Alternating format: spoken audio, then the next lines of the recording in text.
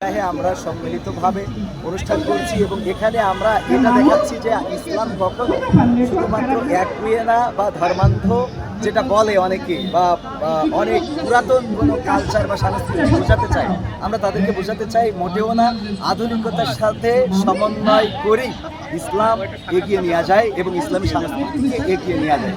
আর তারই ধারাবাহিকতায় আজকের এই অনুষ্ঠান, এখানে ইসলামী সঙ্গীত, দেশীয় সঙ্গীত, নাটক, বিভিন্ন সাংস্কৃতিক অনুষ্ঠান পরিবেশনা হচ্ছে এবং যেটা এই অঞ্চলের মানুষগুলো দেখে মুগ্ধ হচ্ছে যে এত সুন্দর সংস্কৃতি এখানে থাকতে পারে।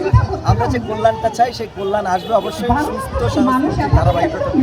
আল্লাহ রাব্বুল আলামিনের রহমত ছাড়া যে কোনো কল্যাণ প্রাপ্ত হওয়া সম্ভব নয়। সুতরাং আমরা আমাদের এই নববর্ষটা আল্লাহ রাব্বুল আলামিনের রাজি খুশিকে ঠিক রেখেই উদযাপন করছি এবং এই উদযাপনে আমাদের যশোরবাসীর যথেষ্ট সহযোগিতা রয়েছে এবং এই সংস্কৃতি যেন গোটা বাংলাদেশ তথা বিশ্বময় ছড়িয়ে যায় সেই আশাবাদ আজকে ব্যক্ত করছি। চ্যানেল আইয়ের মাধ্যমে আমরা চাই যে সুস্থ সংস্কৃতি যশোরবাসীকে কি বার্তা দিতে চান?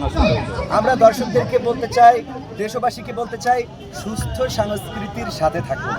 আপনারা যে অপসংস্কৃতির চর্চা করেন সেটা দিয়ে না কল্যাণ হয় না ভালো কিছু হয়।